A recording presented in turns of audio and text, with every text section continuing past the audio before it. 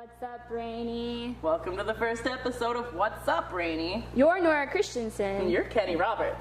And we are your news source for all things concerning RRCC student life and International Falls community life as well. We got a lot of interesting things to show you in this episode today. I think it's starting with an interview, right? Oh yeah, our interview with our reporter from Voyager Viewpoint, Caitlin Stallard, and she will be interviewing Mark Rooney, art instructor and social science instructor today. That's really cool. I think we also have Hope Fairchild bringing us the third-party candidates for the upcoming election. We all know it's kind of important that we know who we can vote for because your vote still matters.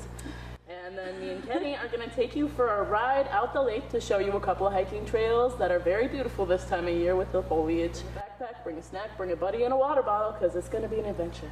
That's not all we have for you today. Nicole De Jesus will be talking with Nora about candy, and not the kind you eat, but the kind that we share in festivals, music festivals, as a way of making new friends. Meeting new people.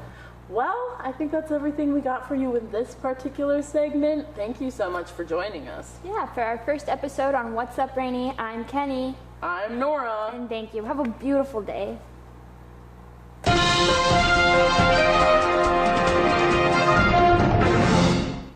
Hi, my name is Nicole De Jesus, and I'm here today with Mark Rooney, who I'm filling in for this interview because Caitlin Stallard was not able to come in today, but we really appreciate the wonderful job she did just interviewing Rooney.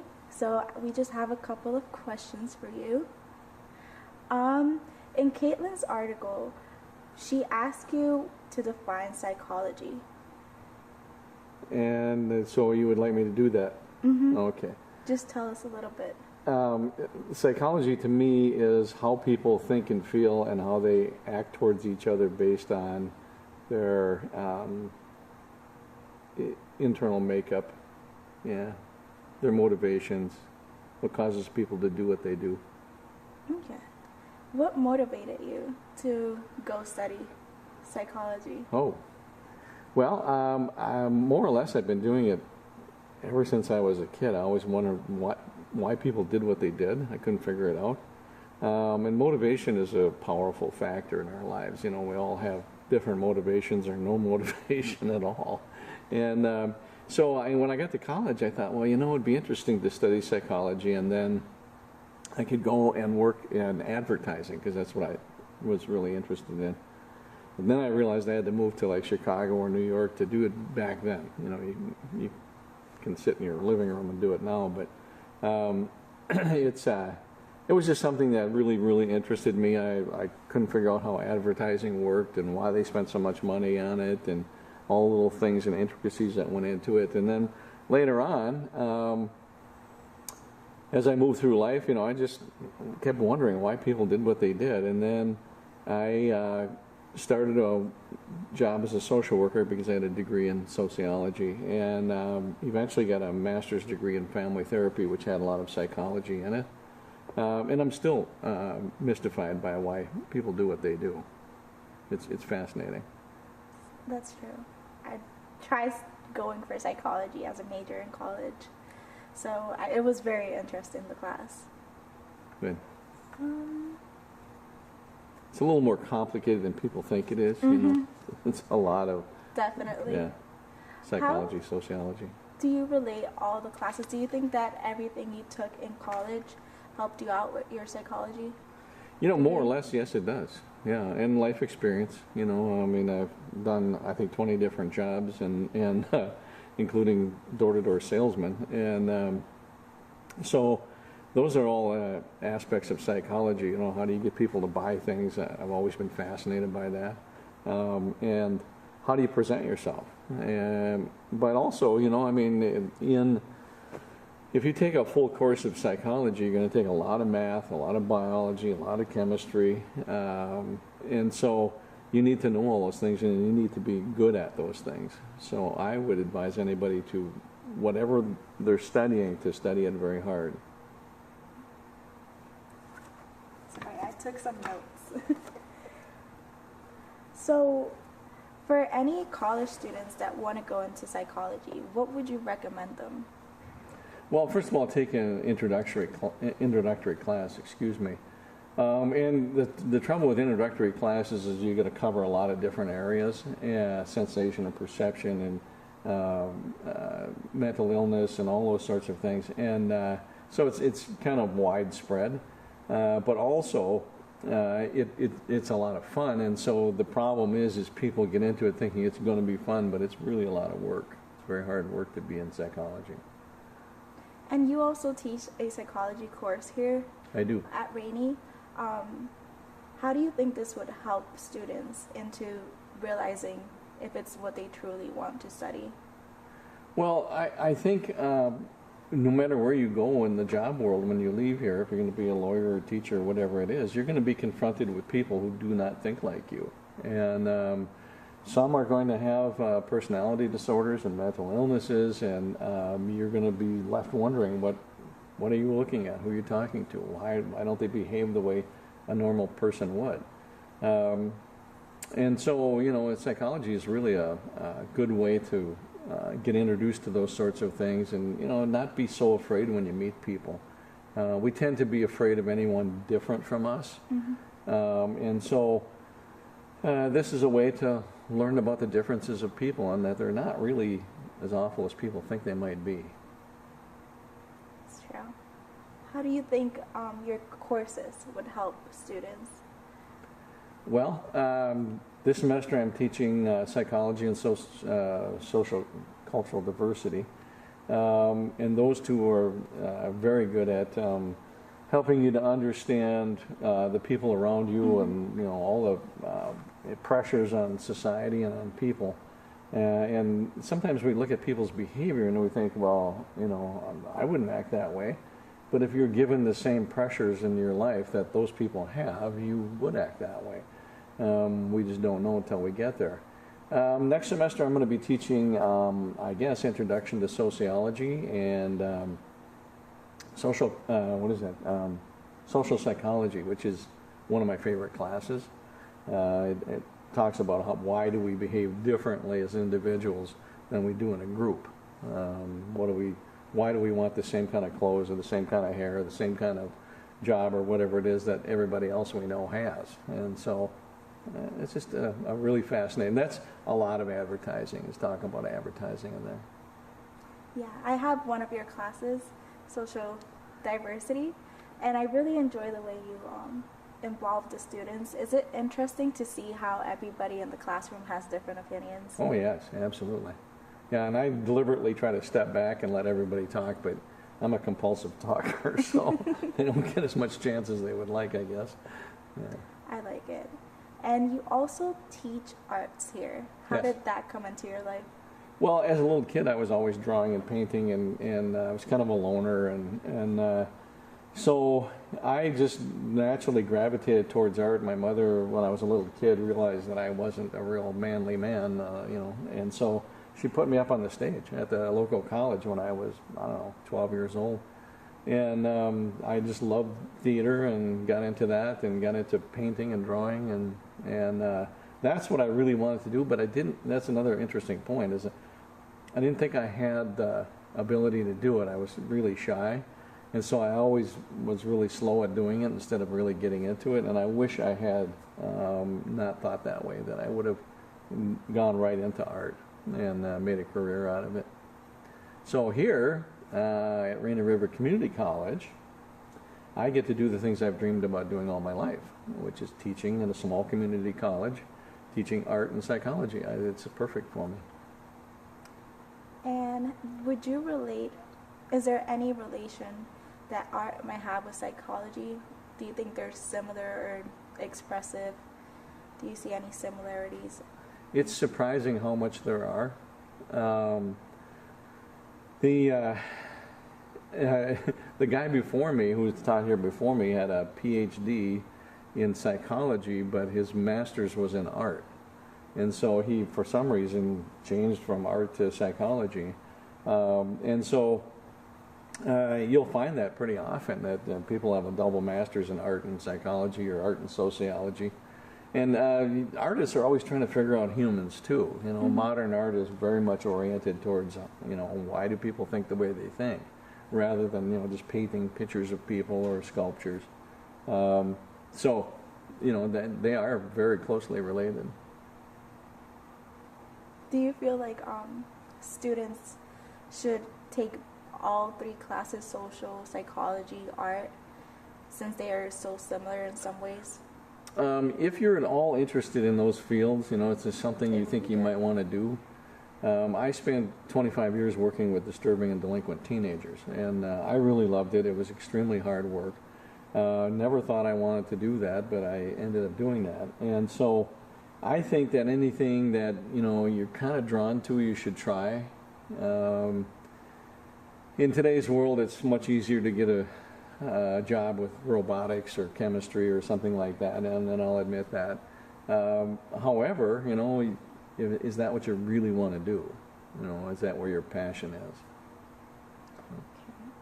In Caitlin's article, I read a section where she asked you how many things could you work in, how many fields you could work in with a psychology degree. Oh, yeah. One time I wanted to show my class that there's a lot you can do with psychology other than being just a regular psychologist.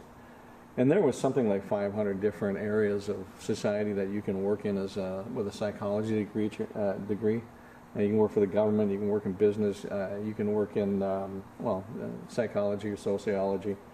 You can teach. And the list is really endless. There's a lot you can do with it. It's just, the problem is again, you got to be able to market that once you get out of school. Okay. And would you, even though maybe a student is not necessarily interested in any of those fields, do you think at least taking one class would be good for the students in wherever career they choose to do at the end? Well, I think so. I think, math or science or whatever, sometimes you think, well, I'm just not interested in that. And colleges force you to take these classes. You have to have some from each group.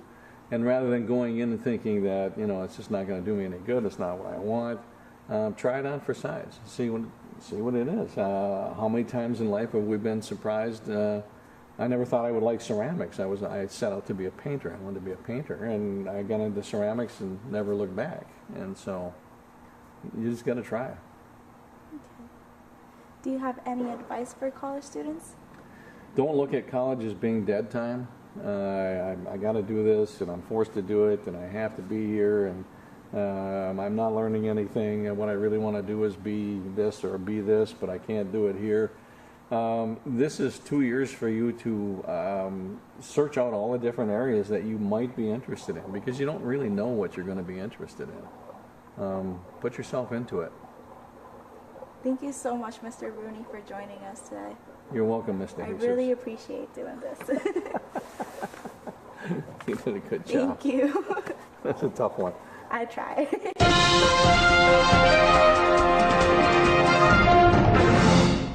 Thank you for joining me for Political News. I am Kylie Clark, a reporter and writer for the Voyager Viewpoint. I'm currently filling in for Hope Fairchild, who reported on third-party candidates for this year's presidential election, and I'm here to share the report with you. If you're sick of hearing about Mr. Trump's wall or Secretary Clinton's emails, you may not be the only one. With both of them having low favorability rates, they are considered the most disliked presidential nominees in the past 10 elections. As people are hoping for third-party candidates, many do not know that they already exist. Jill Stein from the Green Party has been aggressive in trying to win over Bernie Sanders' supporters. Stein has plans to cancel student debt, transition to 100% clean renewable energy by 2030, and make health care a right. Along with these plans, she hopes to raise minimum wage to $15 an hour, end police brutality, expand women's rights, and legalize marijuana. From the Libertarian Party, Gary Johnson says that abortion is a woman's choice and that Planned Parenthood does a lot of good. He believes that there should not be federal funding for stem cell research, and his stance on the economy is conservative. Johnson supports gay marriage, separation of the church and state, and believes that the Confederate flag can be flown.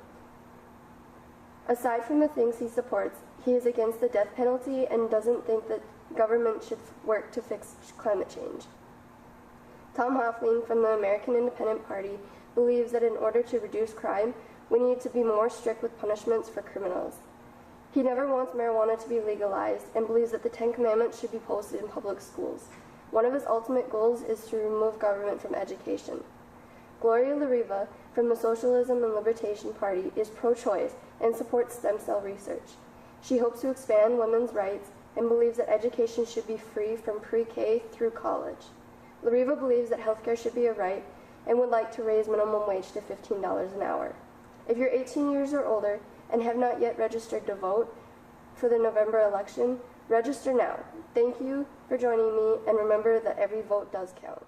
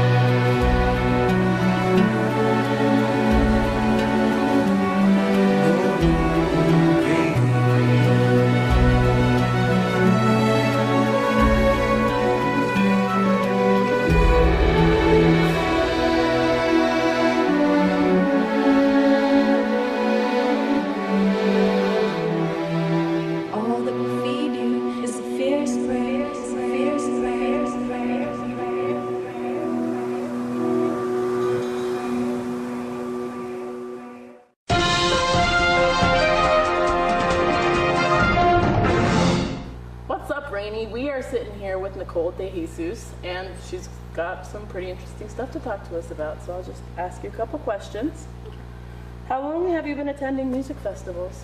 I've been attending music festivals for 5 years now. I've been going to a lot of festivals this year, like big ones, but overall 5. All right. Have you made candy the entire time you've been going, or did No. you just catch on after a little while? Yeah, like my first year, I went with my best friend, and we started noticing like a lot of kids had like their arms full of bracelets and really colorful necklaces and everything, and we sort of asked around, and they like told us, oh, this is candy. And we had one person that traded with both of us, and then after that we just kind of went home, started searching like on YouTube how to make it, and we just started like automatically got All into right. it. What about candy interests you? I just think it's pretty cool. Just the connection you make with people and just seeing their faces when you trade with them. Overall, making it is pretty much fun because I usually just get together with the group that I'm going with, and we just kind of sit around before we leave to the festival, and we'll just make some. And it's just pretty awesome because you have a piece of like someone with you, like when you trade. So Do you have any favorite pieces of candy with us right now? yeah, I have 2 of them. This one was from my first festival at Electric Daisy. And I remember I was in line for one of the rides, and this one girl, we went to the same middle school, and we didn't even know each other. And we kind of just like, oh, I'm from so-and-so place. And she told me the same thing. And she kind of gave me this flower one, and that was the first flower one I got. Does it say Ever. EDC on there? Yep. Okay. It was my first candy ever that was like a little cup. Oh, that's awesome. I bet you won't trade it for anything. No. For sure, no. What inspires you? Like, what inspires you to what you put on here? Well, We got Party Animal right here. yeah, like everything's kind of different. I can put like the place I was born, which can be, some of them say Puerto Rico. Other will say like my favorite DJs, so they'll have the DJ's name. Some of them just say funny words like Party Animals. This is Bunny Dance. Yeah, right here. Bunny What's Dance that? is a song. So I'll put lyrics on it too. Like I have Bunny Dance. Then over there I have Shades of Grade. I always put like plur on some of them, which is peace, love, Okay. respect, unity, and respect. Okay, so what is Plur? Like, what does it actually mean to the festival community and the connection to candy? Well, plur it stands for peace, love, unity, and respect. We kind of go by it because it's connecting with people. It's just focusing on the happy energy and spreading love and just that moment we're all together. Like there's no negativity, nobody judges anybody. It's an open place. Like we are always hugging, and it's just really peaceful. It's like our little safe space. And have you made any like lasting friendships or connections with people you've traded candy with? Do you keep Yep. in contact with them? Yeah, I still have a lot of friends that I've made in festivals by trading candy, and we'll like trade numbers, and eventually if we go to another festival, we'll just meet up there and kind of sort of have a little group meeting It's and always everything. been the coolest thing, I think. I went to Electric Forest a couple times, and whenever you see people meet up with each other, like Yeah. they know each other, but there's so many people around, you can't find your friends. No. And then you just have to run into them, and it's always a very exciting moment. When you see them, yeah. Yep, and everybody's just, all right. How do you trade candy? Well, You wanna, Yep. there's a little handshake to it. Yeah, it's Peace. peace, love, unity, and respect. And then you kind of switch the candy to the other person. Look at that. Oh, these bears are so cute. Did you want to talk about anything else? Do you want to tell the nice people? Well, I think it's kind of cool. It's something that a lot of people should try to do. It's kind of like a relaxing thing. Definitely, if you've never gone to a festival and like traded candy or anything, it's something I definitely recommend. It's a peaceful and moment you will never forget. So, Well, that's all really cool. Thank you so much for joining us. I'm glad you shared your experience. thank you for having me. And thanks everybody for watching.